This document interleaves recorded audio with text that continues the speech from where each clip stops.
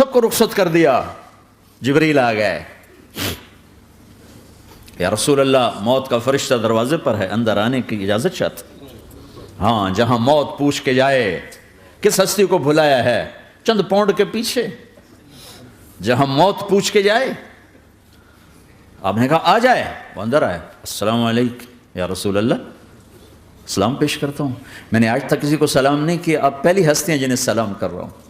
میں نے آج تک نہیں کسی کو سلام کیا. یا رسول اللہ آپ پہلی ہستی ہیں. اللہ نے کہا پوچھ کے اندر جانا, بن پوچھے نہ جانا. یا رسول اللہ مجھے حکم ہے کہ آپ سے پوچھوں, آپ جانا چاہیں تو میں لے جاؤں, اور رہنا چاہوں تو میں چھوڑ کے واپس چلا جاؤں. طارق جمیل سے کوئی پوچھے, آپ سے کوئی پوچھے, پوچھا جا رہا ہے, موت پوچھ رہی کہ آؤں کہ نہ آؤں. تو آپ نے کہا اگر میں اجازت دے دوں تو میری جان نکالو گے؟ کہاں جی نکالوں گا. تو آپ نے جبریل کو دیکھا, کیا کہتے ہو, کیا کہتے ہو؟ تو جبریل نے عرض کیا یا رسول اللہ, اللہ آپ کی ملاقات کے شوق میں. او میرے بھائیو بہنوں, ایسی موت مانگو اللہ سے.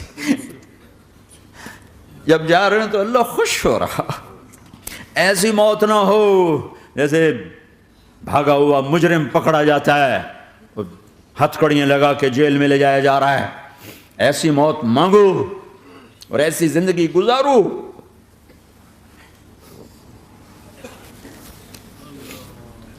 موت ہمارے لیے راحت ہے, اللہ خوش ہو رہا.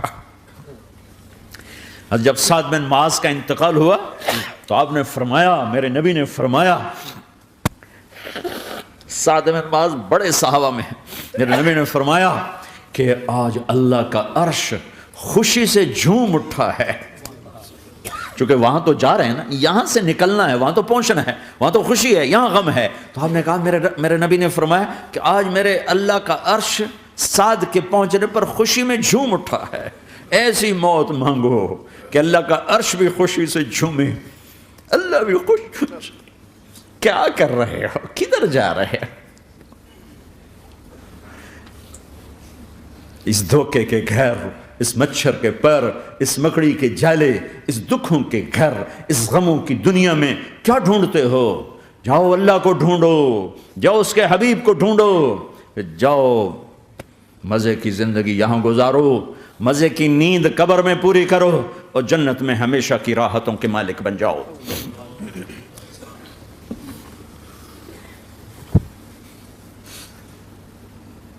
کہ یا رسول اللہ, اللہ ملاقات کے شوق میں ہے. تو میرے نبی فرماتے کہ میرے حسنین کا کیا ہوگا؟ میں تو دیکھ رہا ہوں ایک زہر میں تڑپتا ہے, ایک بچوں سمیت نیزے پہ چڑھا ہوا ہے. ویسے بھی محرم ہمیں یاد دلاتا ہے کہ اللہ کو راضی کرنے کے لیے آخری حدوں تک پہنچنا بھی کامیابی کا صحرا گلے میں ڈالنا ہے. ایک نے فتح کا جھنڈا گاڑا, قیامت تک کے لیے ذلت اس کے ماتھے کا نشان بن گئی. ایک نے سر کٹا کے نیزے پہ چڑھایا اور قیامت تک کے لیے عزت کا صحرا گلے میں ڈال لیا. کیوں کہ ایک دنیا کی بازی ہارا پر اللہ کو لے کے جیت گیا, اور ایک دنیا کی بازی جیتا اور اللہ کو کھو کے ہار گیا. اللہ کو پا لینے کے بعد کوئی ہار نہیں, اللہ کو کھو دینے کے بعد کوئی جیت نہیں. اللہ کو اپنا مطلب بناؤ, اللہ کو مطلب بناؤ, اللہ کو مطلب بناؤ, اللہ کو اپنی زندگی کا مقصد بناؤ. ہے جبریل واپس جاؤ اور اللہ سے پوچھ کے آؤ میرے بعد میری امت کے ساتھ کیا کرے گا. ہائے واہ یا رسول اللہ. ہر کوئی اپنے بچوں کے لیے پریشان ہوتا ہے کہ میرے بچوں کا کیا بنے گا. آپ کہہ رہے ہیں میری امت کے ساتھ کیا کرے گا میرا اللہ. جاؤ اللہ سے پوچھ کے آؤ, میں پھر جواب دوں گا. واپس گئے, جواب آیا کہ اللہ کہہ رہے ہیں کہ ساتھ دوں گا. میرے رب کی عزت کی قسم, اور لاکھوں کروڑوں درود و سلام ہوں اس کملی والے پر, اگر آپ یہ سوال نہ اٹھاتے آج میں اور تم بھی بندر خنزیر ہوتے. دو ہستیوں کا حق نہیں ادا کیا جا سکتا, ایک اللہ, ایک اللہ کا رسول. ہر ایک کا حق ادا ہو سکتا ہے, اللہ اور اس کے رسول کا حق نہیں ادا ہو سکتا. وہ کہتے جا اللہ ان کو آگ میں ڈال دے, انہوں نے نہ مجھے دیکھا، نہ میرا گھر دیکھا، نہ میرے پیٹ پہ پتھر دیکھے، نہ میرا راتوں کو تڑپنا دیکھا، نہ میرا مچلنا رونا دیکھا، نہ احد میں ٹوٹے دانت دیکھے، نہ طائف میں بکھرا خون دیکھا، نہ کربلا میں اولاد کے سر نیزوں پہ چڑھے دیکھے۔ دفعہ دور کر دے میری آنکھوں سے، میں قربان جاؤں اس نبی رحمت پر۔ کہہ رہے ہیں یا اللہ میری امت، یا اللہ میری امت، یا اللہ میری امت، یا اللہ میری امت۔ نہ یہاں بھلایا نہ وہاں بھلایا۔ آپ کے لیے ممبر آئے گا، میرے حبیب بیٹھو، تو آپ کہیں گے اب مجھے خیال آئے گا اگر میں بیٹھا تو یہ مجھے لے کے جنت میں نہ چلا جائے، اور اللہ کہہ رہا بیٹھو، تو میں کیا کروں گا؟ میں خود زمین پہ کھڑا رہوں گا، ممبر پہ ہاتھ رکھ دوں گا کہ اللہ تیری مان لی، میں ہاتھ رکھا ہوا ہے، لیکن میں بیٹھوں گا نہیں کہ میں اپنی امت کا آخری حساب کروا کے ہی جاؤں گا، ایسے نہیں جاؤں گا۔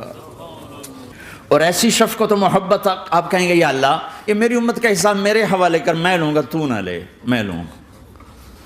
تو اللہ تعالیٰ فرمائیں گے آپ کیوں لینا چاہتے ہیں؟ کہیں گے میں اس لیے لینا چاہتا ہوں کہ ان کے جتنے عیب ثواب ہیں نا وہ کسی کو پتہ نہ چلے، تو میرے سامنے ہی آ جائیں تو ان کو شرمندہ نہ ہونا پڑے، تو میں قربان جاؤں۔ پھر وہ رب محمد ہے، اس نے اپنے حبیب کی لاج رکھنی ہے، وہ کہیں گے میرے محبوب اگر آپ ان کا حساب لیں گے اور آپ ان کے گناہ دیکھیں گے تو پھر ان کو آپ سے تو بڑی شرم آئے گی، نہیں میں آپ کو بھی نہیں دیتا، میں ان کا حساب پردے کے پیچھے لوں گا، کسی کو پتہ نہیں چلنے دوں گا۔